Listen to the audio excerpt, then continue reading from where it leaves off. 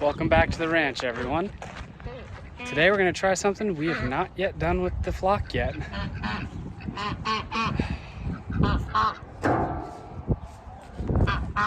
We're going to let them roam free for a bit.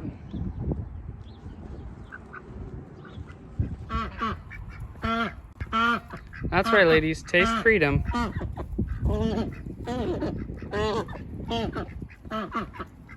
It's nice, isn't it?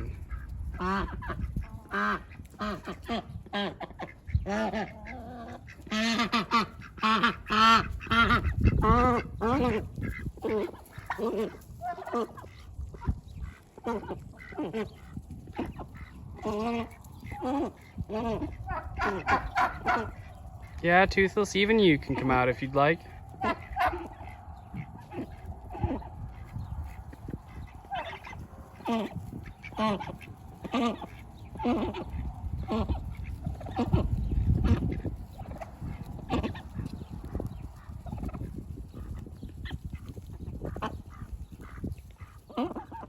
I think they're enjoying themselves. That's it, just a short one this time. No projects or anything yet, too early in the spring, so